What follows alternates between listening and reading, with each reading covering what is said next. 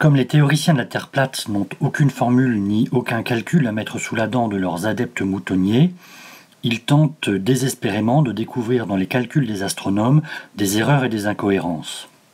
ITV s'attaque donc à la mécanique céleste et, comme on pouvait s'y attendre, il se prend les pieds dans le tapis de son ignorance mise au service de sa croyance dogmatique en la Terre plate. Écoutons-le. Donc concrètement, pour l'éclipse solaire du 21 août, l'ombre va toucher la Terre par l'Oregon à l'ouest à la vitesse de 3600 km/h, ce qui, par coïncidence, se trouve être la vitesse orbitale moyenne de la Lune autour du globe. Cependant, l'ombre, dans sa phase montante de la courbure terrestre, va perdre beaucoup de vitesse à son point culminant, au-dessus du Tennessee, qu'elle survolera à une vitesse de 2129 km/h. Sacré ralentissement quand même. À ce moment-là, nous dit-on, son axe sera le plus proche du centre de la Terre. Puis après le Tennessee, ça redescend à nouveau. Mais bizarrement, elle ne reprend pas sa vitesse d'arrivée. Elle continue son chemin en accélérant un tout petit peu pour finir par quitter la Terre par la Caroline du Sud à la vitesse de 2179 km/h.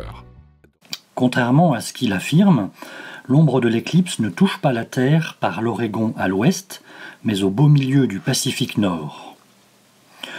L'ombre de l'éclipse ne remonte pas la courbure terrestre, mais elle se projette sur une sphère en suivant une équation en 1 sur sinus de la latitude.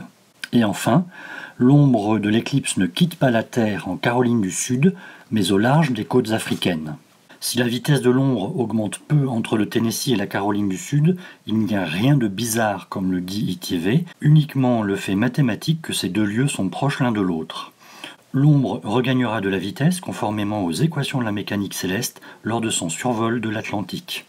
On le sait, ITV a décroché de ses cours de physique avant la classe de 6e, comme je l'ai démontré dans une vidéo précédente. Comme ITV est un mouton qui s'abreuve au site nord-américain, sa seule référence culturelle en matière d'astronomie est la NASA.